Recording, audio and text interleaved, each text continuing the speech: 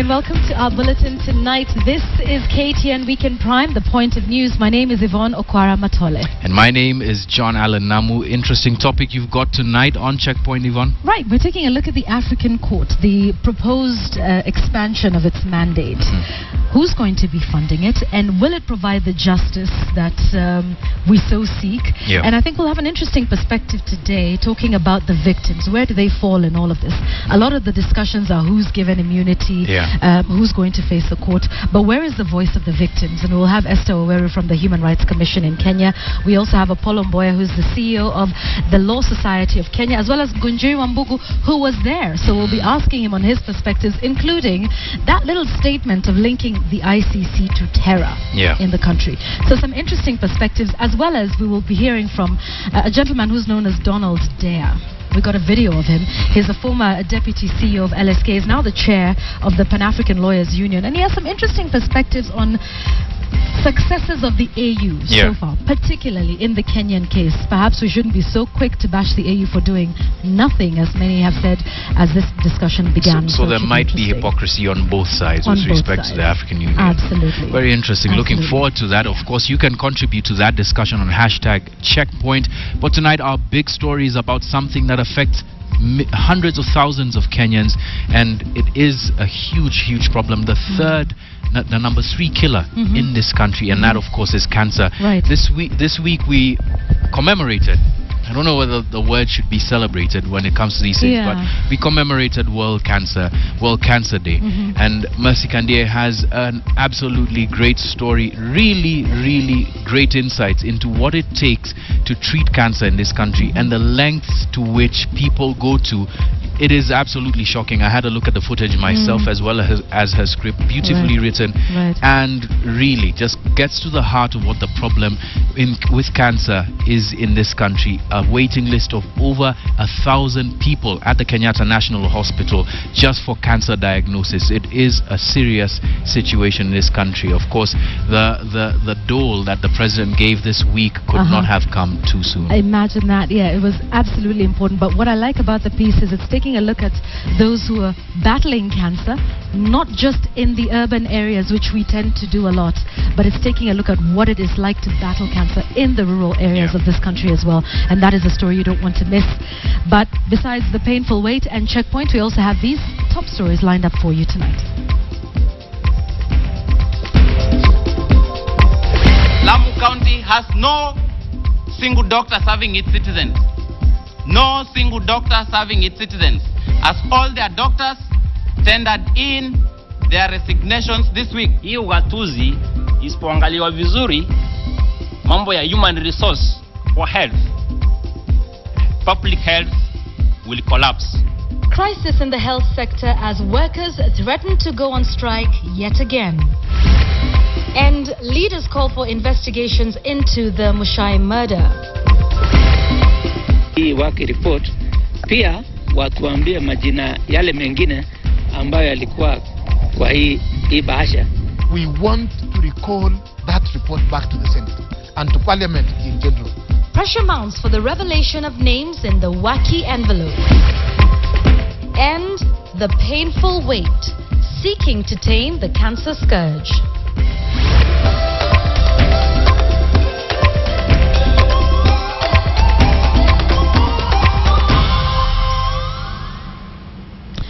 Detectives investigating the killing of Kabete MP George Mushai today reviewed CCTV footage from the scene where the MP, his 2 bodyguards, and a driver were shot dead in the wee hours of Saturday morning.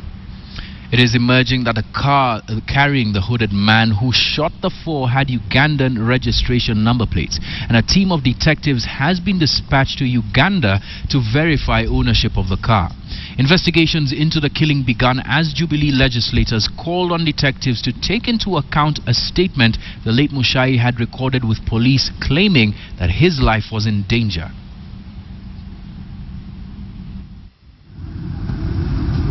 A day after the killing of Kabete MP George Mushai, detectives investigating the shooting of the MP, his 2 bodyguards and a driver acquired surveillance footage from CCTV cameras located less than 30 meters from the scene of the shooting along Kenyatta Avenue. Initial findings from the surveillance footage show that the car carrying the hooded man and two others had Ugandan registration number plates. The car rammed into the car carrying Mushai on the right side before the hooded gunman stepped out, shot the driver and bodyguard before he shot Mushai and the other bodyguard seated on the left side. The MP's car had stopped to enable him buy newspapers. The newspaper vendor at the scene has recorded a statement with the police. Detectives also reviewed CCTV footage from the Galileo Club where Mushai, his wife, daughter among others, had spent over 4 hours. The security manager of the club has recorded a statement with the police. As investigations into the killings continue, leaders want the police to swiftly solve the mystery surrounding the killings. So a lot of questions are being asked. Na sisi tunataka kuuliza waziri Gaiseni, tafadhali lazima hii watu washikwe, wastakiwe. CID waende kila pahali, wanuse kila pahali, watuambie ni nani alifanya hiyo kitendo. Wale watu wamefanya hiyo mambo wawekwe ndani. We have continued to ask the security authorities precisely how far they are with the investigations. The leaders are ruling out no more crime. Hiyo sio kifo ate rombari with the powers ama nini. Huyo ni mtu alitumwa na mtu na akaambiwa, na ni mtu ameangalia vile Mushai alikuwa naenda pengine kwa mwezi mzima. Ukiona mtu mmoja ambaye amejihami na anaenda kukabiliana na watu 4 ambao wenyewe wako na silaha, huyo si mtu alikuwa anajipeleka, alikuwa ametumwa. Members of parliament are assigned 1 bodyguard. Mushai was given a 2nd bodyguard after he recorded a statement with the police claiming his life was in danger. Na kwa sababu serikali inajua kiini kilichomfanya Mushai apewe askari 2, sisi tungewaomba wale wanafanya kazi hiyo tafadhali wafuatilie statement ya Mushai kikamilifu. At his home along Kangundo Road, relatives and friends continue to condole with the family. According to the funeral committee chairman, Kiambu Senator Kimani Wamatangi, Mushai will be buried on Friday at his Kamulu home. Rita Tinina, KTN. Doctors are now threatening to go on strike this week if the counties fail to pay their salaries by Tuesday. The Kenya Medical Practitioners and Dentists Union says all members will down their tools until they're paid their dues. And as KTN's Asha Mwilu reports, doctors in Lamu County have already handed in their resignations. As the national and county governments firefight the education crisis in northeastern Kenya, Jumatatu walimu wote ambao hawajakuja unabadilisha, unaandika wengine Jumatatu. Down south, the health sector is now the casualty. Lamu County has no single doctor serving its citizens. No single doctor serving its citizens, as all their doctors tendered in their resignations this week. 5 out of 6 doctors in Lamu County decided to call it quits, quoting the harsh conditions they have to work in. Dr. Dulkif Frakel, who in the last 4 years worked as a medical superintendent at the Lamu District Hospital, claims the county government mistreated them. You talk to any citizen of Lamu County and they will tell you, these doctors behind here have been the unsung heroes of when Mpeketoni was attacked. The Lamu County governor could not be reached for comment. The doctors' union is, however, warning that their colleagues in other counties are warming up for a similar showdown. We are therefore advising our members in counties that have not paid salaries not to report to work beyond Tuesday the 10th. Managing the health sector's human resource has been a thorn in the side for many counties. Since last year, health workers in 23 counties, including Mombasa, Machakos, Embu, Kiambu, and Murang'a, have gone on strike or threatened to do so over poor wages. The issues are now reignited, with counties pushing for more funds from the national government as they prepare their supplementary budgets. On Friday, President Uhuru Kenyatta downplayed a silent boycott from governors as he unveiled medical equipment meant for 94 hospitals in the 47 counties. We think the governors are fully on board. I think people are over-exaggerating the situation. We are all keen to deliver services to our people. What the national and county governments cannot downplay, however, is that the doctors' discontentment is threatening to paralyze the health sector in Kenya. Hii ugatuzi isipoangaliwa vizuri, mambo ya human resource for health, public health will collapse. Official reports say that about 3,300 doctors currently work in Kenya's public hospitals. It's however feared that the constant squabbles over pay with county governments has driven most doctors out of the public sector. Reports are that the number of doctors serving in public hospitals could have dropped to 2,000. Ashamwilu, KTN.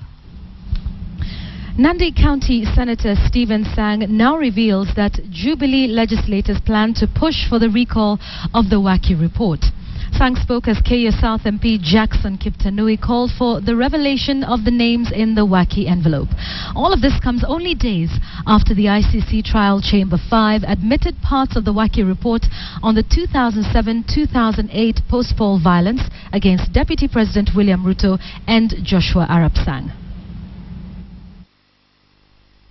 We want to recall that report back to the Senate and to Parliament in general, so that we are able to scrutinize the report, be able to give the input of the people of Nandi into that report, be able to give the input of the ordinary mwananchi. And we will also have an opportunity to call and summon Justice Waki himself to come and give us a clarification, to come and give us, justify the report, to come and be able to discuss that report, so that eventually the Parliament of Kenya will take a position with regard to the Waki report. Pia kama ICC imesema ina admit hii Waki report, pia watuambie majina yale mengine ambayo yalikuwa kwa hii bahasha ni akina nani. Kwa vile personally mimi naamini kwamba jina ya William haikuwa kwa hiyo bahasha. William Ruto, the deputy president. Watuambie ni hao wengine ni kina nani ndio tujue. Senior traffic police bosses in Nairobi have been reshuffled in changes aimed at promoting service in their areas. The changes were announced by the police headquarters. Those moved include Pangani Division Traffic Officer Charles Mwangangi, who moves to Kasarani in the same capacity to replace Elena Wamuyu, who moves to Buruburu. Embakasi DTO Jennifer Mutuku, who was moved to Pangani in the same capacity. Mutuku, who is popularly known as Bensuda among motorists in the area, will be replaced by Isaac Sang. Gigiri's Julius Combo will swap positions with Kajiado's Joseph Bueno. The other divisions in Nairobi were not affected. The changes came 2 weeks after 22 traffic personnel within Kabete Division were moved from Kabete and Mudangari police stations by Deputy Inspector General of Police Grace Kaindi, allegedly following increased public complaints. All right, now let's move to Homabay County, and they are set to go to the polls this week. And we want to talk about the candidature of one person that's been shrouded in controversy amid claims of bias by the ODM leadership. But that has not deterred Moses Kajwang. Well, tonight our reporter Victor Ogale brings us the story of the younger brother of the late Otieno Kajwang in the first of a series on men who seek to step into the late Otieno Kajwang's shoes as Homabay senator. Moses Kajwang's leadership skills go way back from his university years when he was a Bachelor of Science in Information Sciences student at the Moi University in Eldoret. Surprisingly, as a second-year student, he was elected the Secretary General of the Student Union. Moses, an old boy of Lenana School in Nairobi, furthered his education at Makerere University, where he attained a master's degree. He has worked in the ICT sector for over 10 years. He served as a systems administrator at UP Insurance Kenya before being transferred to Uganda as a quality assurance manager. You know, the first person I consulted was my wife. I am a modern man, and I believe that my wife has got a significant influence or say in whatever decision I take, because it's going to affect the family. Of course, her initial reaction she was not ready for the politics. My wife is a mathematician and a statistician. She is a chartered insurer, and she just acquired a master's in business administration. So my wife is a professional, and politics, you know, takes away that professionalism, takes away that privacy, and takes away that space. But ultimately, she was counseled, and she understood. And she understood that this is a sacrifice that I had to make. Moses says he owes all his leadership skills and discipline to his God-fearing family. His other brother, Tom Joseph Kajwang, popularly known as TJ, is the Member of Parliament for Ruaraka in Nairobi County. The one thing that binds us all is respect for our parents. Despite our elevated status nationally, when we all come back home and dad is there and our mothers are there, because my dad is polygamous and we've got two mothers, in their presence we are all children and we are all equal. Our parents have been a strong unifying factor in our lives, such that even the late Mapambano, whenever we sat down as a family, he would reduce himself to the eldest son. Kajwang says his first duty, if elected, will be to uplift the lives of the youth in the country as well as create employment for them. My first agenda would be to look for ways of crafting legislation through the Senate that can compel county governments to provide opportunities for young people across the country. We know that at the central government level, we've got the youth access to government procurement opportunities and similar affirmative action initiatives. But when it comes to devolved units of government, these have not been properly enshrined to the extent that they are binding upon the governors. Moses Kajwang is married and has a son. If elected, he will join a growing legion of young political leaders in the country. Victor Ogale, KTN, in the county of Homabay. February 4th marked World Cancer Day, with the government unveiling ambitious plans to ease access and treatment of the third cause of deaths in the country, cancer. However, Kenyans from all walks of life are searching for ways to survive as treatment from cancer remains elusive. That's right. So in tonight's special series, The Long Wait, The Painful Wait, Mercy Kandia takes you through the remedies and state of cancer treatment in the country. From village surgeries to the very long queues for radiation in the hospitals. Here's Mercy Kandia's piece.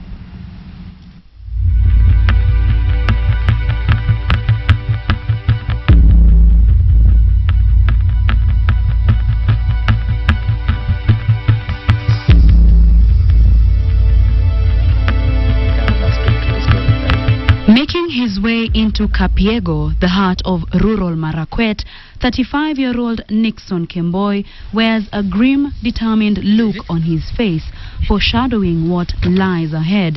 He traveled a long way for this, over 100 kilometers from Marakwet to West Pokot.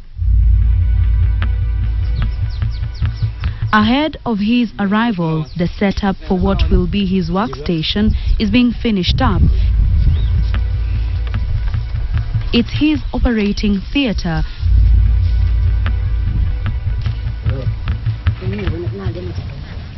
And Nixon, or Daktari Nixon, as the people here call him, is a traditional surgeon. Once at his open-air theater, Nixon goes through his pre-surgery drill. He needs to. Soon, someone else's life will be in his hands. Today's patient, Chebo Cheptoch Loitabella, has painful recurring growths on her leg and arm. Dr. Nixon says it's cancer, so he has to perform a surgery that involves removing what he says is a tumor in her arm and leg.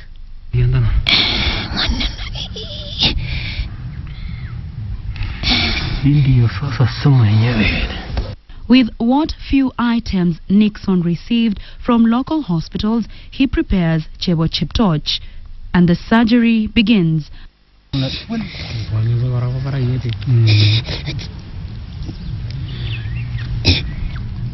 Amid her deep pain is a desperate hope.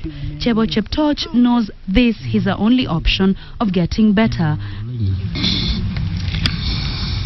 Her youngest son, Paul, restrains her. He has taken her to various hospitals but has not found treatment for his mother's ailments.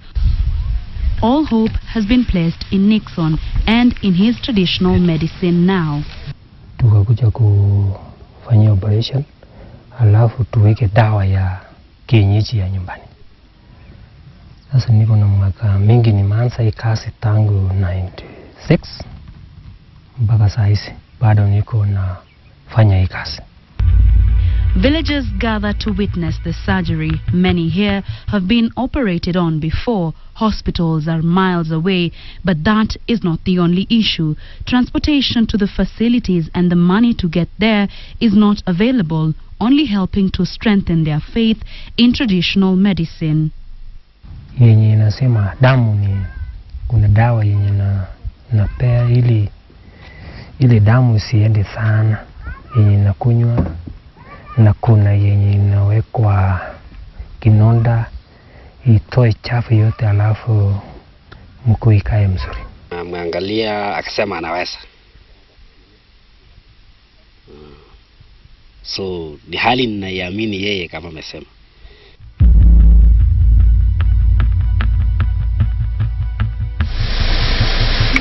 But village medicine isn't the preserve of these villagers alone. Caroline Kemunto from Migori County was diagnosed with breast cancer. Nilikuja hapa nilikuwa nakohoa vibaya, hata dawa hospitali nimekunywa mara mingi, lakini hiyo kikozi gogo aliniambia ni hiyo kansa ndio nini, lakini sasa vile alinipea dawa ikamaliza kabisa. Nilikuwa na insurance but insurance pesa ilisha na nikaanza kutumia pesa yangu kwa mfuko. Nikafika mwisho, sasa nikawachana nayo. Today she is here to get more medicine from Gogo Irene. Gogo Irene Toroitich has been a herbalist for 20 years, learning the tools of trade from her father-in-law who died last year. Gogo Irene says she knows how to detect and treat cancer. Najua kama we nasema mguu hapa nauma, napima hiyo. Kama kwa tumbo napima, kwa mkono nasikia msiba si mzuri, hata ingine nakonjana namna hii nasikia kwa mkono tu. Kugua iliendelea mwaka 10 kuchua, si haraka. Si haraka. Naenda pima tu mpaka nasikia msiba namna gani, hata kitu nakonjana namna hii nasikia. Hata kwa roho napiga namna hii nasikia, naenda maambika kwa roho. Sasa roho napiga namna hii, kile naenda chini sipike na nyamaza tu pole, kile nachacha na maliza tamara. They say it's God's gift, and with or without money they treat. Kama mtu hakuna pesa namwambia tu pea hiyo iko kwa mabuko, naenda kutenda kutafuta na lete mbulubule, si kuchache haraka. Kama kwa mingi ni 3,000. In just a span of 5 hours that was spent here, Gogo Irene saw 4 cancer patients. She says the numbers are increasing. Kemei Stanley was Gogo's patient for 2 years. He brings others who are suffering to receive what he got from here, treatment. Hadi sasa niko sawa. Mimi sasa wakati nilianza kugonjeka nilikuwa na 70 kilos. Na wakati niligonjeka sana nikabaki na 49 kilos. Na right now tunaongea na wewe niko na 87 kilos. Hata mama yangu mzazi hajaamini vile sasa naendelea kukua. Sasa ile kitu tu ilikuwa ni doctor, hata yule mwenye angenifanyia operation alikuwa ananiambia niende wanirudie hiyo endoscopy wa confirm kama hiyo kitu kweli iliisha ama haijaisha.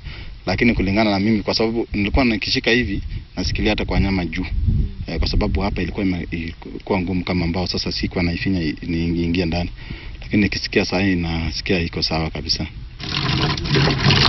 Part of the reason why many seek alternative cancer treatment in the villages is this: the long lines at the oncology department at the Kenyatta National Hospital, with only 3 types of treatment available in Kenya. The first one is called chemotherapy, which means giving medicines which can be given through the mouth, or through the veins. And then the second one is operation or surgery. And then the third one is called radiotherapy. The Kenyatta National Hospital is the main referral hospital in the country and the only one offering radiotherapy, but the hospital has only 2 radiotherapy machines. At the moment we have over 1,000 patients waiting. Our booking is now till the 2016. If you come in today, you can only get your radiotherapy 2016. We are actually one of the few countries in the world that operate from 6 a.m. in the morning up to sometimes 10 p.m. or midnight to try and cover the large number of patients who flock in for radiotherapy. In a day we treat, just on 2 machines, we treat between 100 to 160 patients. Treatment of cancer still remains expensive. It costs a minimum of 500,000 shillings, too much for the multitudes who need it. It's an extra burden for me because I cannot be able to commute from Kirinyaga to HN every day. So I was forced to be admitted here. And lately now we have a very great challenge about the NHIF. They have said that they are not paying our bills from first. So it's like I want to go home tomorrow. I'm not yet treated fully, but I cannot be able to stay here because I cannot be able to pay the bills now by myself. So it's a challenge to each and every one of us. Parents whose children have cancer have to stay with them in hospital, an even bigger burden when one can't work but has to provide and care for the family. Childhood cancer accounts for 15% of cancer admissions at KNH. Kenya, where we have about 1 million children being born every year, the new cases of childhood cancer are usually almost the same, irrespective of where you are in this world. So usually out of every 1 million children, you will get about 100 to 150 developing cancer every year. So which means in Kenya we should probably be having 1,500 children with cancer every year. As you can see from the numbers, if you're seeing 100 patients here and others are being seen in Kenyatta, we are probably seeing less than a third of all the children with cancer in this year. Means the rest are dying before they even get to the hospital. Cancer is the 3rd highest cause of death in Kenya, with estimates of 39,000 new cases annually and more than 27,000 deaths per year. Everyone is reaching out for what works and what is accessible, even if it isn't in Kenya. So the ones who don't want to wait that long usually have an option of going to Uganda, and they go to Mulago Hospital, where they are able to access radiotherapy a little bit faster than in Nairobi. At the Moi Teaching and Referral Hospital in Eldoret, a cancer and chronic diseases center is being constructed. The expectation is that it will be ready this year, easing the suffering of patients and delivering a promise to decentralize cancer treatment.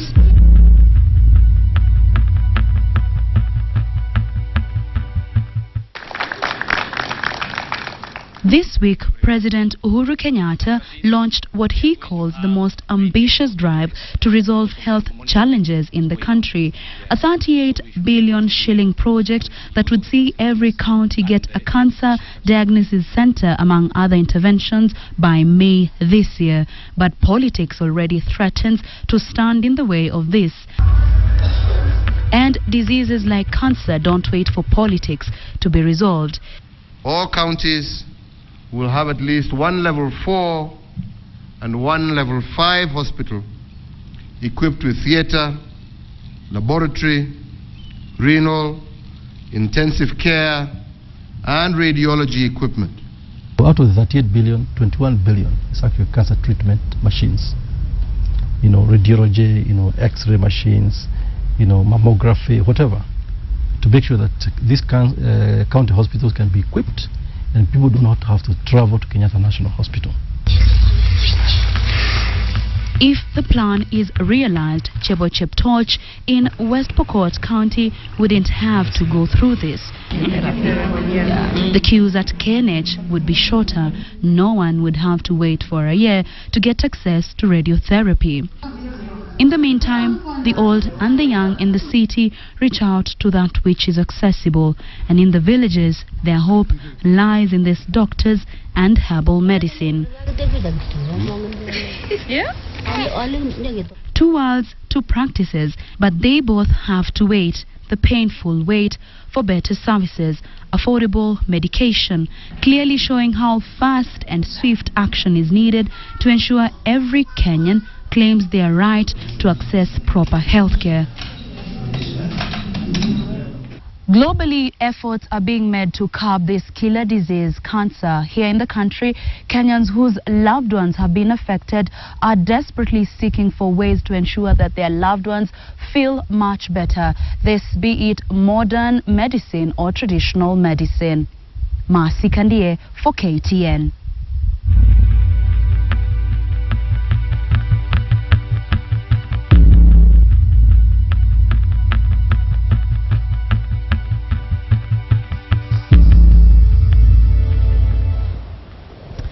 Right, and what an interesting piece there. And as Mercy spoke to the Cabinet Secretary for Health, saying 21 billion of that 38 will be geared towards cancer treatment interventions in the counties.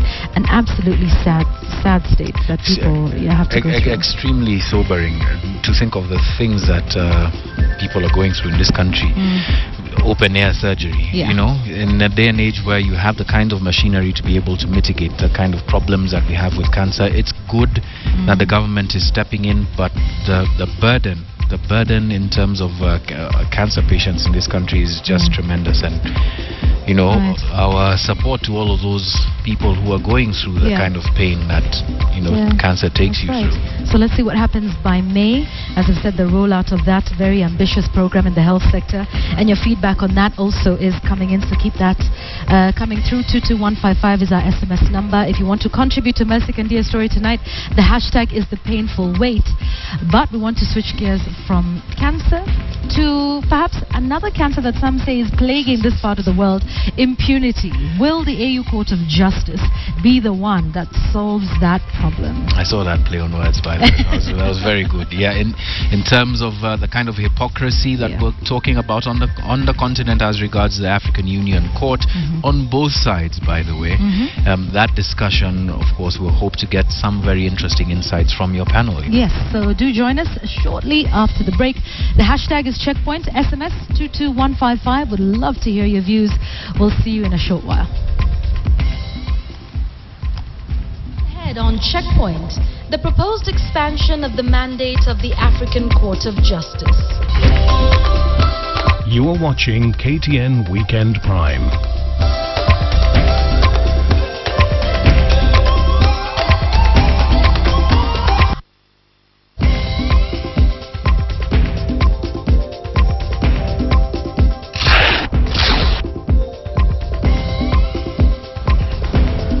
Thanks for joining us on Checkpoint tonight. The hashtag is Checkpoint on Twitter at KTN Kenya, at Yvonne Okwara, at John Allen Namu is how you can reach us. SMS line is 22155. Would love to hear your views. Today we're talking about the proposal to expand the mandate of the African Court of Justice and Human Rights. A lot has been said about it, how much money is going into it. We hope to have a holistic discussion about it tonight. My guests on my extreme, that would be right, yes, Apollo Mboya, who's the CEO of the Law Society of Kenya. Thanks for joining us. Esther Oweru from the Kenya Human Rights Commission, and Ngunjiri Wambugu likes to call himself a political commentator, but on this one was in Addis, and so we'll start right with you. So you were there, and you were talking about this expanded court. Would you just want to, in a few minutes, make the case for this court for us tonight? Actually, the easiest way to make the case for this court is ICC has been an interesting experience for Kenya. And if we were to ever come up with a court, I don't think we could do any worse than ICC has been, in my opinion. Part of the problem about the ICC has been the lack of context, being able to actually contextualize the reason that the things that happened in 2007 happened, and also being unable to understand the political settlements that were made this is actually which tends to happen a lot in African settings. So the reason, the need for an African court is, one, you want a court that is going to be able to contextualize what happens in Africa, that's going to be run on African structures. I know there are people who are arguing that Africans do bad things, but we are all Africans. We have local courts that work. So I don't know why somebody would argue that a regional court would not work. So that is part of my problem. And then in essence, we're not saying the ICC is a bad court, but it's complementarity. You want to start from a local court to a regional court to an international court. So there's a gap that needs to be filled. Okay, you say the ICC is not bad, but actually it is bad. I didn't say it's not bad. You just said, well, it's not so bad, but let's talk about this. The linking of ICC to terror in the country. Yes. You say the OTP continues, that's the Office of the Prosecutor, continues to legitimize criminal gangs such as Mungiki and embolden them and their offshoots to continue committing crimes. Explain that to us. You see, what has been happening is, from the records we've been, from what we've been learning and from what we've been hearing, part of the witness structure that OTP has been depending on has been Mungiki. Now, the problem about depending on a group that is proscribed is that in a situation like when you're dealing with Kenya and you've made the state an enemy, anytime the state does anything against that proscribed group, you can argue that they're actually intimidating them. Has that because happened? Of the has case. that argument been made, though? Where? What do you mean? Like has you that, say, that, has that argument been made? That you can argue that if Kenya is fighting these proscribed groups, that then it means that... This is a problem we have. We have a situation... At the ICC? Remember, we have a situation where the state doesn't know who the witnesses ICC have are. So today if you arrest a Mungiki suspect and then he ends up being an ICC witness. That's an if, though. No, it's an if, but that's exactly what you're talking about. So you're in a situation where you've created a lacuna of sorts where a certain group cannot be touched, lest you be told by Bensouda that you're actually interfering with it. And in so doing, the ICC is yes, because again we have seen in the country. Al-Qaeda outsources terror to local groups, local criminal groups.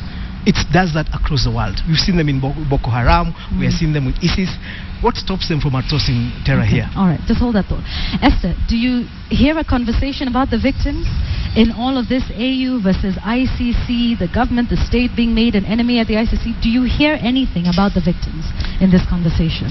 Yvonne, unfortunately, again, that's a discussion that is lost. We haven't had, I mean, even from Gunjiri's opening remarks, he has not even mentioned victims who are at the core of whatever system it is that you're seeking to establish. It's all about the terror groups. It's about, accused persons and the failings of the ICC.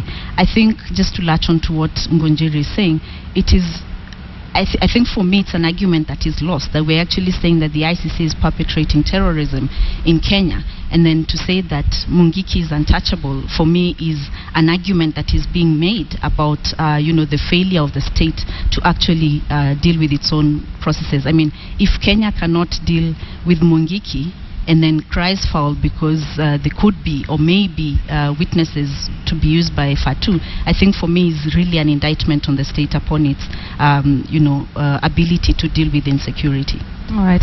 Let's, before we come to you, Apollo, I'd like to just stick on the issue of victims for just a moment. We have a clip from a gentleman, and we'd mentioned this at the beginning of this bulletin, Donald Dare. He's the CEO of the Pan-African Lawyers Union. Now, he was making these remarks at a seminar last year on international justice, reconciliation and peace in Africa, ICC and beyond, and he was speaking about the victims, just about this whole crisis. Where do they fall in this? Just listen to what he had to say, and then we can carry on with our conversation. I think victims have been instrumentalized across the board by all actors. The states have ignored them. The continental human rights system may not have paid enough attention. The ICC itself has ignored them. And it is very important to have more scientific studies, more empirical studies, more direct conversations with victims to find out what their needs in particular circumstances may be.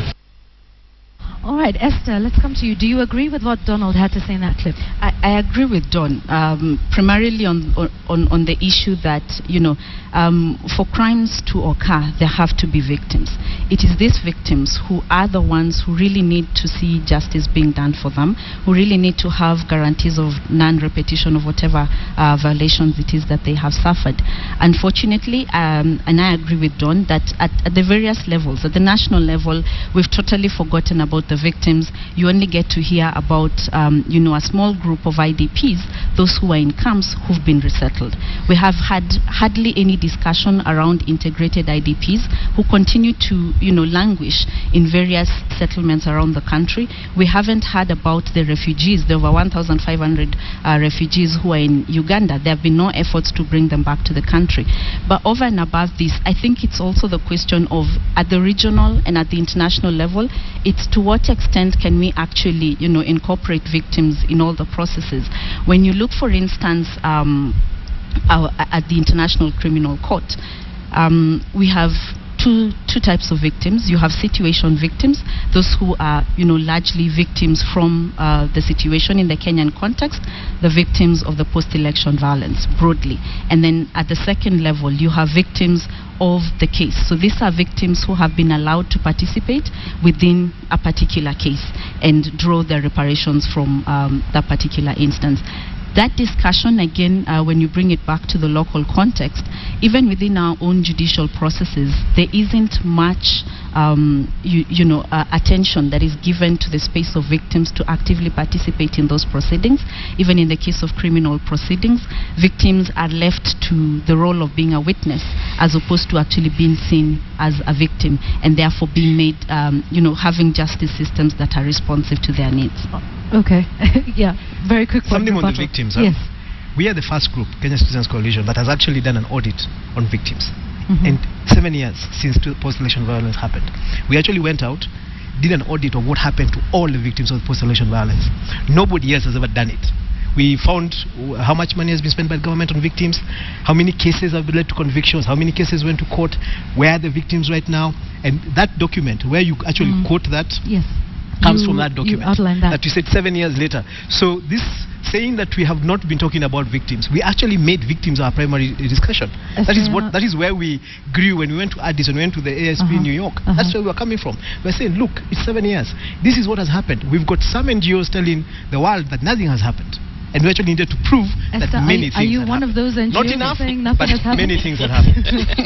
I think I want to react to what Ngunjiri has said, and first just to correct the impression that some NGOs are saying that nothing has happened.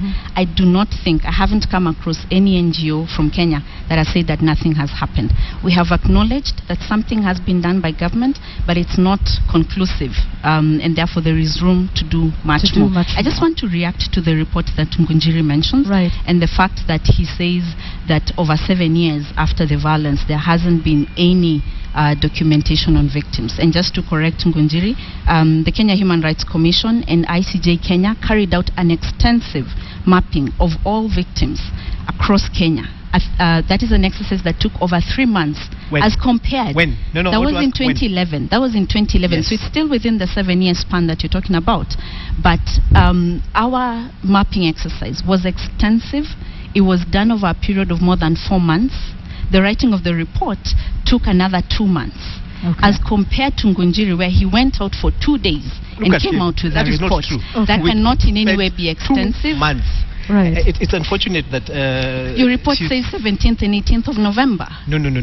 Okay, gentlemen, read the report. Ladies, gentlemen, I'd like to bring in Apollo Boya for just a minute before we can carry on with this discussion. Apollo, from the legal standpoint, what does it say about Kenya, though, when we're yet to set up the International Criminal Division in the country, and that is something that has been we've been working on. Sometimes it's lack of funds. What does that say about now our push to say, oh, we can do this? ICC is not doing a good job, but bring it back to Africa. Yet Kenya is lagging behind in this regard. Thank you very much. First of all, the issue of the African Court is, in principle, a noble idea. Its timing, suspect. It's the intention, suspect. Why am I saying this? Since the year 2012 in May, if I can recall, a task force was formed for the purposes of examining on how to create International Crimes Division as a division of the High Court of Kenya. The report came out and gave certain proposals. Of course, nothing has become of that report up to now. Up to now, we don't have the crimes division, which can be created administratively, because that's what the report said, and the Chief Justice can do that. That court needs resources, the same resources we are talking about, that we want to donate to the African court. Right. And just to pick up on what Mujiri said, that we should start from the local, go to regional, then go to international. We have not done local. What do you mean we haven't done local? The International We have got courts. I mean, I don't understand when we say we haven't done local. We have courts in this country that actually work. Are they perfect? No. But they work, because otherwise, if we are not working, we will not be having people going to court. The second point I would like to make is, we have a situation where, for example, people are saying that the reasons why the African Union is being suggested are suspect. The International Criminal Court was instituted because of things that had happened, including Rwanda. So a lot of these decisions always are a reaction to something. When you say it's suspect because of the Kenyan case, Uhuru has already been let go. It doesn't affect Ruto's case. So at what point would you say it's suspect? What Kenya is saying, in my opinion, is that there are certain lessons that Kenya has learned. And actually, in fact, what I heard them telling the other African states at Addis was, from our own experience, our experience with this court has been terrible. And we are saying, so that nobody else goes through an experience like we did, nobody you need an African court. including heads of state, because they're being offered immunity. But come on, Yvonne, let's be honest. International Criminal Court gives heads of state of first world countries immunity. So why are we having a problem? Is that correct? Is that the position? No, let's be very honest. China, Russia, Britain, America sit on the permanent. Yes, they have veto powers of a case. You want to tell me they're going to pass a case about their own boss? To the ICC. Yes, but they have veto powers over the International Criminal Court. They can actually stop a case from going on. So because that's happening there, it should happen here as well. Let's also agree. Our own laws actually give presidents immunity. So what we're saying is that our own laws are not good enough. They do. Our own laws, the Kenyan law. We have legal minds here. No. So let me explain what I mean. I know Esther is going to argue that we have signed a statute that says for that particular case he has no. I'm talking about remove that particular statute. Let's talk about legal issues that are happening. But let's talk about that statute, Ngunjiri, though, because that is what we ratified. Yes. I think, Ngunjiri, Article 143 of the Kenyan Constitution is express. There is no immunity for a sitting head of state for international crimes. That, by its very face value, it means there is no immunity for whatever it is. Come on, we can't take Uhuru to court for stuff that happened. However, though, we did, and they found that there was no case and that they didn't have enough evidence. Doesn't that, in one way or not? It didn't happen to him when he was president. It started before he became president. Absolutely. Second thing is, when Kibaki, whether it's Kibaki or Moi or Jomo Kenyatta, when they were sitting heads of state, you could not take them to court until they left. That's our law. But for international crimes, for international crimes, for international crimes. And the crimes we're talking about here are international crimes, are they not? We're talking about a justice system that works for us, and we are saying that the system that works for Kenya. Within the Kenyan judicial territory, you cannot take a sitting head of state to court, but you can take him outside. So we have, you get what I'm saying? So we have cases. We have a situation where our own laws cannot take a sitting head of state to court, but we can take him to another country. Let me chip in on that. I think what Ngunjiri has not brought out is that the International Criminal Court does not. How does it get seized of situation? Let's start from there. Yes. He has mentioned the issue of the Security Council. That's only one track. Yes. Now, a state can also refer itself. Yes. Okay? And we have, in fact, most of the African states have referred themselves. Yes. Okay? And the court also, suo motu, can also investigate. I mean, don't explain that so that Kenyans can understand. Yes. It means that the prosecutor can actually go and they've only done that once in the Kenyan case. Yes. So they haven't done it for Syria, and they have the right to do it. But they haven't done it. Yeah. 1 million people have died. So whenever Ngunjiri talks about veto power, he has to be a little bit elaborate on that, because that's one track that he's talking about. So, and secondly, if we look at the Kenyan situation, we have an environment of non-accountability. That's the environment that is operating in Kenya. So whenever we are talking about this subject, we have to look at what is the environment under which we are having discourse. And non-accountability, that is the environment obtaining. Okay. Very quickly, Apollo, do you believe that the AU leaders and the AU as a whole has the political will to make sure that this court delivers justice? First of all, apart from lacking political will, they do not have the money. Okay? That kind of court requires adequate resources from the office of the prosecutor, from the issue of witness protection. Right. If the AU does not even have money to construct its own headquarters, and it was constructed by China. Let's bring that board up, because we're talking about who funds the AU, and let's just talk about some of those proposals. If you take a look, Ngunjiri, at the 2015 budget, and I hope we can bring that board up, for the AU, it's $1.281 billion. 72% of that will be funded by donors. And donors include the Western imperialists that are so much referred to when we're talking about this. Same guys who fund the ICC. That's same guys who fund the ICC. So how different will it be when 72% of this money is coming in? Absolutely. How do we say that they will not have control over this court when the operations of the entire African Union are wholly funded? So why don't we actually allow them? If we are willing to allow them to fund the International Criminal Court as much as they're doing, why do we have a problem with them funding the African Union Court? Well, it's all about control, like you mentioned. Yes, but here, at least, we're going to have an African court. It's actually going to be called an African. You see, if I was this guy... Is it about a name? No, it's not about the name. It's about the context. We have a situation where Robin Cook, a former foreign secretary of the UK, said the International Criminal Court was not the kind of court that was set to hold accountable presidents and prime ministers of America and Britain. He said that on record. Yeah? Now, we're asking, so if this International Criminal Court was not set up to hold those kind of people accountable, who was it set up to hold accountable? Let's talk about the funding issue for a moment. He who pays the piper calls the tune. Yes. If 72% of that, and what you're taking a look at on your screens now is proposals to fund the AU, SMSs that are sent in the region, air tickets, hotel stay, which a lot of member states have rejected, including Kenya, because it would hurt our economy. So let's talk about he who pays the piper calls the tune. If I was, you do not believe that the Western powers would have any say over this? Let me tell you what I would do. If I'm the one who was suggesting how we should fund this, I would actually tax oil. I would tax the things the Western countries get from Africa to fund that court. Okay. Because they actually get resources from us. You see, that's actually how I would build that case up. Because they are going to buy our oil, they're going to buy our diamonds. I would tax that and fund the courts. Did you give those suggestions? I did. I hope they're going to be added. Okay, but when we're talking about the AU in particular, I'd like us to listen to another clip from Don Dare, who was talking about the work of the AU, and perhaps in support of what the AU has done in Africa, perhaps making a case or not. I don't think that was his intention, but let's listen to what he had to say about the work of the AU, particularly in the Kenyan case. For instance, people forget that in the case of Kenya, in early 2008, Kenya was going to totally implode. And it is the African Union that saved Kenya.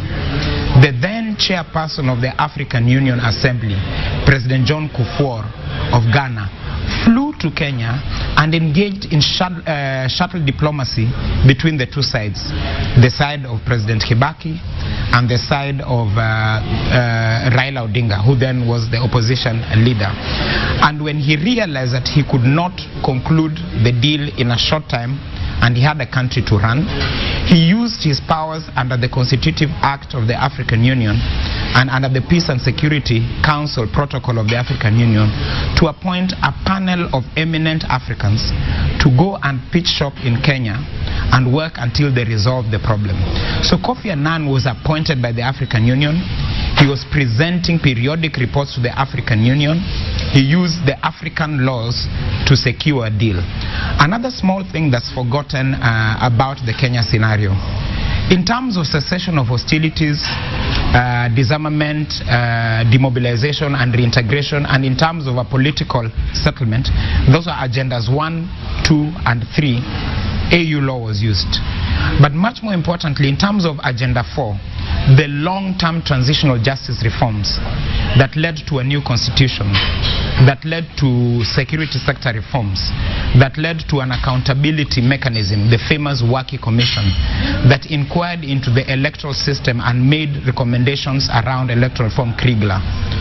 A lot of this came from previous work that another of the panelists, Her Excellency Gracia Machel, had done as the chairperson or leading the team under the African peer review mechanism that had reviewed the governance of Kenya just 2 years before. So APRM had made recommendations, and they had told Kibaki that if these things are not implemented by the next election, there will be war. So when there was war, Gracia Machel came back as one of the panelists and worked with both sides, with civil society, with the private sector, and with Kenyans to make sure that the Agenda 4 reforms that were proposed under APRM were implemented. So that shows us that the African system and mechanisms can work from time to time. Okay, Apollo, I'd like your reaction to that. Yes, I think what Donna said is factual, and to some extent the realities that we are seeing today is part of the work that was done under the African Union. But I want to hasten to add that if you look at other parts of the agenda, for example, truth, justice and reconciliation, and we have the report, we're still holding it in our hands, and we've not seen any political will to implement what has been what is contained in that Apollo, report. though, he does make a good case for the African Union, doesn't he, about the successes, and reminding us of who pulled us from the brink in 2007-2008. That is true. It makes a good case for it, but he also shows the limitations of the African Union. So that is the discourse. But what he said is factual. But then, after that, why has Gracia Machel not come back and say, okay, there is this truth and justice reconciliation was one of the agenda. Have you guys implemented it? Is follow through? No follow through. Esther? I think I agree with what Apollo is saying, and for me that is the real question that we should be debating here. It's what has happened to Kenya's transitional justice agenda, and in a lot of ways we've actually abandoned that and running off to the regional platform to really address a question which is primarily Kenya's responsibility. And so we appear in oftentimes, in my opinion, to be really allergic to responsibility. So whenever responsibility is flashed out, we want to run to the regional court, we want to blame the ICC, but really forgetting that the primary responsibility of dealing with cases of human rights violations, of prosecuting and investigating crimes against humanity, international crimes, even national crimes within our national laws, is really the responsibility of the government of Kenya. Is it then to say that we are not able within our own, not only judicial processes, but other transitional justice processes? For instance, Apollo mentions the Truth, Justice and Reconciliation Commission report. Why have we abandoned that? And within the TJRC report, there are certain recommendations which for me are really non-contentious, which we haven't seen. For instance, within 6 months of the publishing of the report, the president was required to issue an apology for all human rights violations. Now that is not something that speaks to the question of criminal culpability, but we haven't seen it. What then, if I may, then of the African court, which will be dealing with the question of criminal culpability? Are we going to actually live up to its ideals? Gunjiri? First, I really like what Donna said. He's made a very interesting point. Oh yes, yes. He's made a very interesting point. He's actually explained, first and foremost, that a lot has actually been done. He's gone through Agenda 1, Agenda 2, Agenda 3, and part of Agenda 4. I have a big I'm an optimist, African optimist. I have a big problem with people who believe that we must get foreign interventions for us to get stuff done.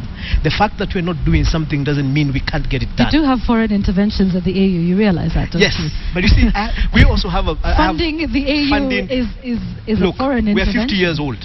We're dealing with, we are being held to the same level as countries that have been around for 200 years. South Africa is 30 years old.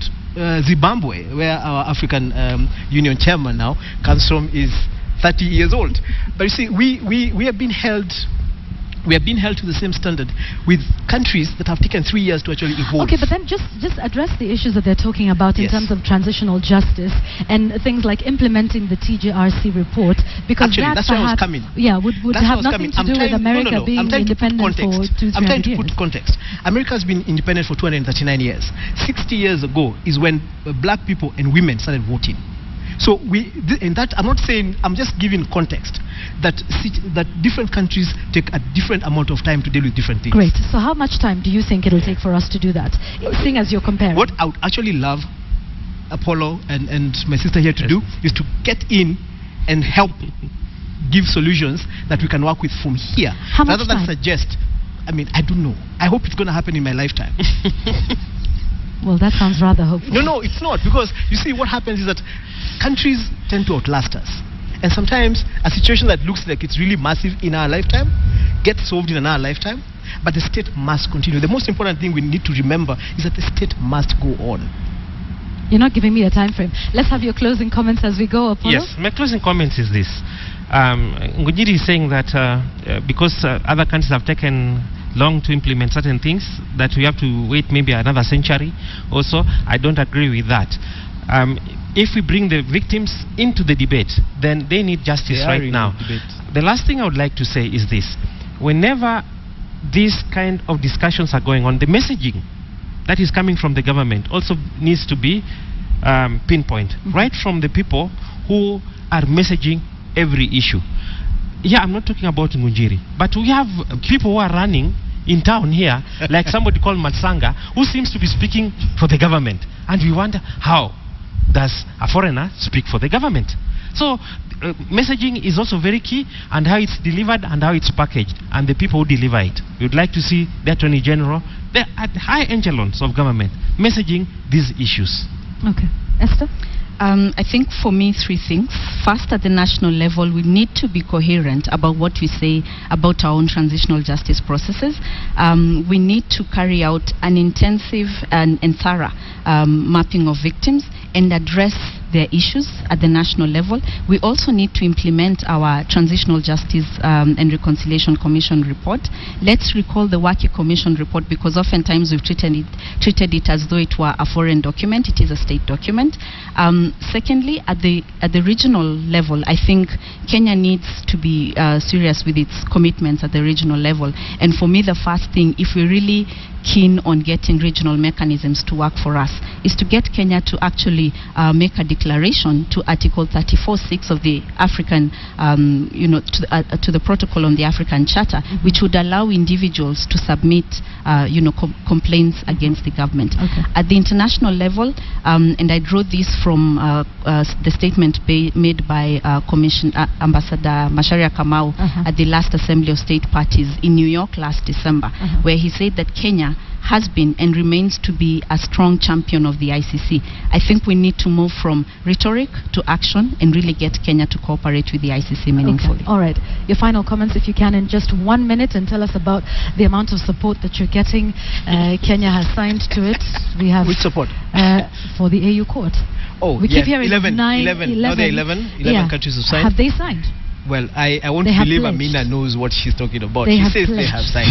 I don't know about they have asked to go back to their people and ask through Parliament. It took 10 years to get ICC where it is. Yeah, so you keep saying. Yeah. Malobo Protocol started last year, so I'm willing to give them time. Okay. But it's very important for us to understand that Africa is for Africans. Africa solutions are what's going to work for African funding. Africa. You see, what happens is you can help me. If I fight, you are my wife, and I fight with you in the house.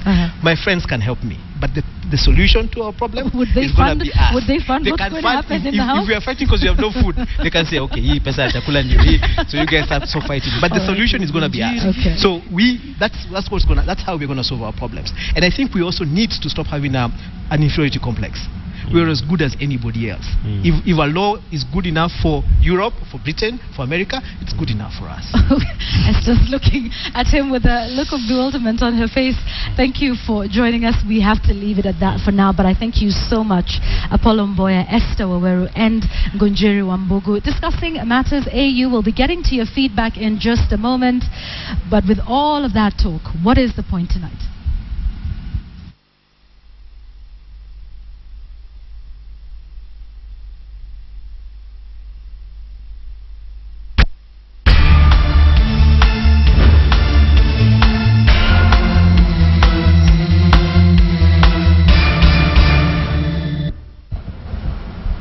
Right. What is the point indeed on this in this discussion with respect to an African court? One discussion that has been going for quite some time, not just around the current ICC issues.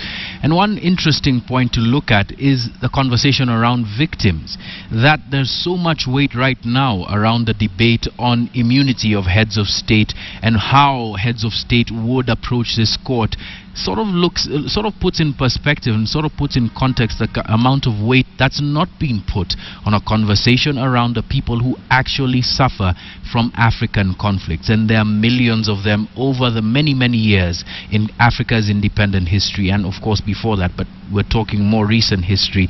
And perhaps this is the time to be able to consult with people on the ground and ask the question, where is the voice of the common African man in the formation of an African court? Secondly, there seems to be a lack of honesty on both sides of this debate, hypocrisy, if you will.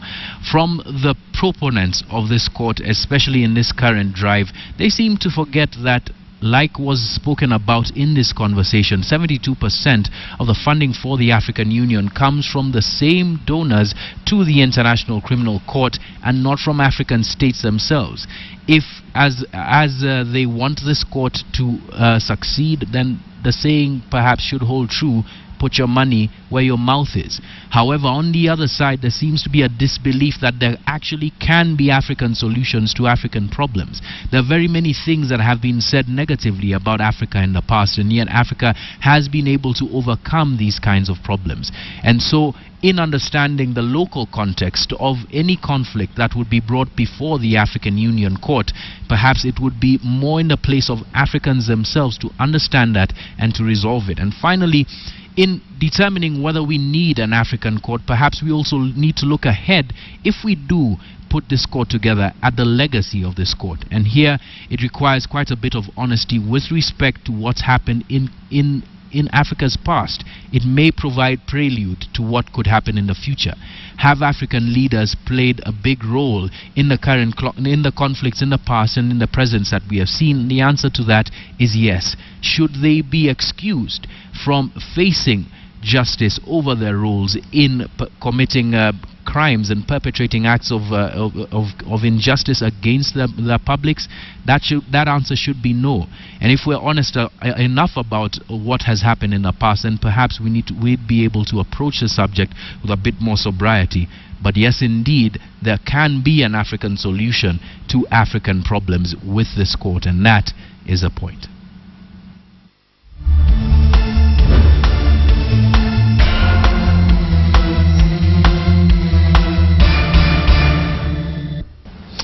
Welcome back. Time to take the hard tackle gloves off and look into Mock the Week this week. And the Oxford Dictionary defines friendship as a state of mutual trust and support. But as teachers found out, does anybody really use the dictionary anymore? Well, maybe. Only where money matters are concerned, right? Yep. That and more in this week's episode of Mock the Week with Wilson Burrow.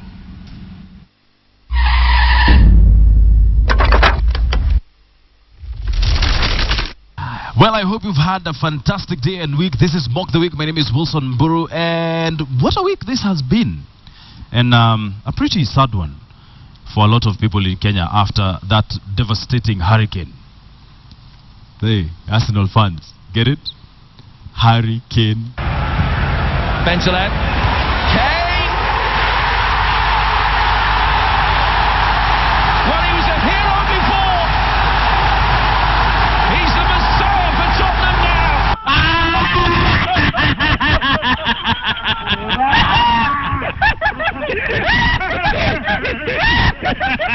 New Juma. Taki. Namo niache, New Juma. That one never gets old. Now, speaking of wins and losses, it's the most wonderful time of the year. It's campaign time, which brings us to our newest segment on this show, Campaign Time, brought to you by Lies. Lies, a politician's best friend. So, campaign time, and babies are being born. Extremely hungry babies. That's right. The fellas at the Jubilee Alliance felt that saying Jubilee Alliance was taking too long. And they also discovered that their said alliance was also the only one that did not have an acronym. So they went to Naivasha, met with their head boy, and voila, came back with abbreviations. The Jubilee Alliance Party, aka JAP, not to be confused with CHAP. And immediately JAP was already planning ahead, way ahead. We will pitch tent in Kajiado Central and make sure that come the election day on the 16th of March 2017. Here's the thing about newborns, and this is me speaking from experience. They can be very ambitious, which is a very good thing. But if they are that ambitious, like baby Jesus, you will certainly get people going after them. Wale jamaa wajue tunakuja. Tukujane tunakuja. The first baby, the first member of parliament of the Jubilee Alliance Party will be a member of the 11th parliament. Ana hatuwezi kutishwa. Beba pesa ya treasury yote. Kuna mwaga huko. Haitasaidia nyinyi. So we have no ODM in Kajiado County. And as those two prepared to arsenal each other. Arsenal, how great thou art. By the way, arsenal is now a verb. Check in the dictionary. It means to constantly and shamelessly lose in competitions. Wait, what was I saying? Oh yeah, losing. Let's see. What was my angle on this losing thing? Teachers learned this week that they are slowly trying to kill the president by suffocating him. Nipatieni nafasi tupumue. The President of the Republic of Kenya is a great friend of teachers. I call on my friends, and I call them my friends because they are my friends. It was now time for teachers to reap the benefits of this arrangement. We cannot talk about quality education without enough quality trained teachers. But Rome wasn't built in a day, my friends. At the end of the day, what the president was trying to tell teachers is, I can't breathe when you talk to me. I can't breathe when you're touching me. That was that. And this friendship was clearly not too beneficial to all the parties involved, which begs yet another question. Now, if one friend is trying to kill the other and the other friend is refusing to give the other one money, are those two really friends? And to help us understand this phenomenon is one Jerry Bushura, our senior correspondent on friendships, and next time be on time. All right? Sorry. And she's going to help us understand, you know, this whole friendship business. Jerry. I'm telling you, Wilson, life is difficult, okay? It is very difficult. And in this life, we all need friends. And the thing about friends is that they all come in different shapes, sizes, and labels. Let's get to it. And these friendships can be very delicate and very funny sometimes. We get to it. And the thing is about these friendships that they have rules. And these rules have to be funny. For example, if you want me to be your friend, you always have to share this beautiful table with me. Oh, you're ambitious. Yeah, never. Let's move on. What are these rules? Anyway, I tried. Now, glad you asked. You might have heard that friends don't judge each other. Yes, as a friend, you're not supposed to judge me. That is a lie, okay? Friendship is all about judging one another. For example, look at this too. The DP is straight out judging his friend over his choice of words. Okay. Rule number 2, friendships always compete, no matter what. I cannot be your friend if I don't compete with you. Raila and Kalonzo, they are honestly betting who will get to the finishing line in 2017 first. Look at Kalonzo even trying to point out where the line is. I think that, yeah, he's pointing at where the finishing line is. Yes. You see, so it's competition. And it's very healthy within friendships. And rule number 3, and this is the most important rule for us. It is not friendship if it doesn't have benefits. Oh, yes. Oh, yes. Mr. Al-Qaeda. Al-Qaeda. Hey, Pesa Al-Qaeda. See you, baby. Al-Qaeda. And speaking of friendships, guess who's been making friends again? Bobby Mugabe. Yeah, I'm allowed to call him Bobby because, you know, we're friends like that. Anywho, Bob has been making friends in Africa. but he has found it a bit difficult to find a balance between his friends and his working. Immediately after being confirmed as Africa's best friend for the next 1 year, Zimbabwe President Robert Mugabe ran home to tell his supporters of the great news. But clearly, Africa's weight on the shoulders of the 90-year-old were already starting to take a toll on the man.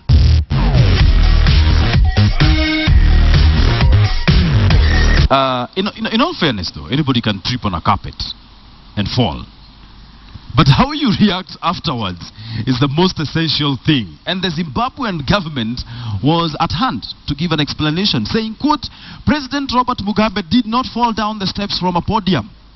That was the Information Minister Jonathan Moyo, who also said that there was no evidence that Mugabe had actually fallen. Mr. Moyo, I have some news for you.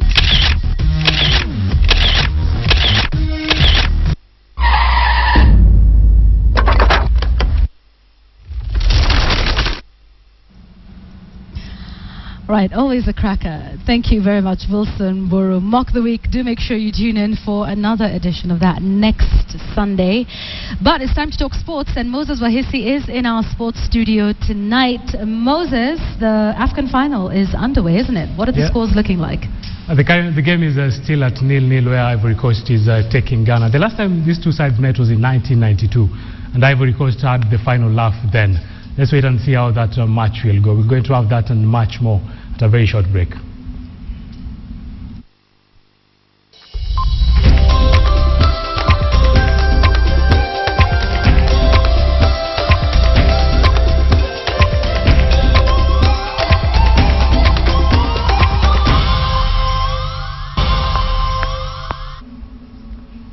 Welcome to today's edition of KTN Sports. My name is Moses Wahisi. 2014 was a season to behold for the Kenya motocross as the competition for the top honors heated up to the last race. The winners in different categories were crowned on Sunday afternoon, with Apollo Mbiuki taking the gong for the most impressive performer of the year. Robinson Okenya filed that report. After the dust settled for the 2014 season, it was the time to reward riders in Kenya motocross. 2014's outstanding rider of the season, Apollo Mbiuki, bagged the Chris Muigai Trophy after winning the MX2 Championship ahead of Roland Gandhi and Charles Kingangi. Ivan Guya beat long-time competitors Tutu Maina and Samir Shaman to take the MX1 category. The youngsters who began their season last week are looking to improve on their individual performances in different categories this season. Just have to stay in this class and try to do my best this year and any other year I can race. I'm going to try as much as I can to keep fit and keep riding all the time, you know, and practice a lot mainly to be able to ride again as strong as I could. This year I'm hoping to bag another first, but also have fun and hopefully motivate some other younger riders. Lady Rider. Maxim Wahome's effort on the course could not go unrecognized as she won the Lady Rider of the Year for the second year in a row. Other winners of the day included Samir Anwar in the MX125 category, Jed Takunen, Elias Shaman and Tim Jesop in the veteran category. Robinson Okenya, KTN Sports. Eric Mutuku, playing handicap 22, returned an impressive score of 41 points, while lady winner Kezi Kihara, handicap 25, secured 39 points in the tough golf match of the Barclays Golf Circuit. Over 200 players are signed up to participate in the tournament with an eye on clinching a slot, becoming Barclays of getting a point to take charge in the Barclays Open that is scheduled for 7th to 12th of April this year. 72 players are down from golf clubs, among them Nakuru, Machakos, Thika, Nyali, Eldoret and Karen and the Royal Club here in Nairobi have qualified to participate in the circuit grand finale that will be held in Karen Country Golf Club in 28th of March. Team Kenya that will participate at the Barclays Kenya Open will be named during that finale. Moving on.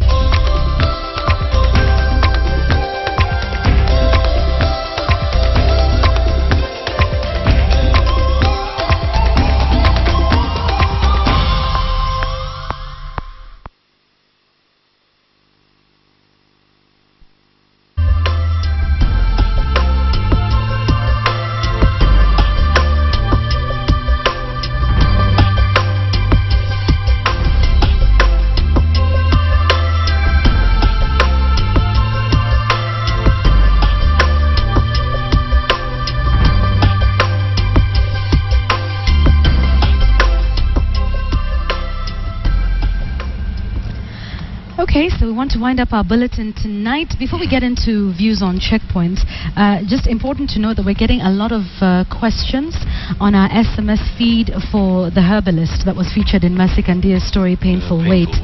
So it just goes to show that, treating cancer in this country is expensive, and that, perhaps for some, they're looking for an alternative to conventional modern medicine. So we will work on that and get you the contacts that you need. Yeah. That's true. And some of the feedback here just talks about the same thing. Kenyan health challenges are the result of deliberate inaction by our custodians. That's Abi Mwachi who says that. And there's someone else who says, let me see, no, it's the same guy, but he says, stories like the painful wait shall end when our leaders are forced to use public hospitals. That's very interesting perspective there. Yeah. Interesting. Our viewers always come up with interesting stuff. On Checkpoint, Ulimi Wasumu is what you call yourself on Twitter. You say, if we can't name and shame and prosecute land grabbers, and we have a working judiciary, how about crimes against humanity? Atingoy says, no, what justice do we expect from a court constituted by the likes of Museveni, Mugabe and Bashir?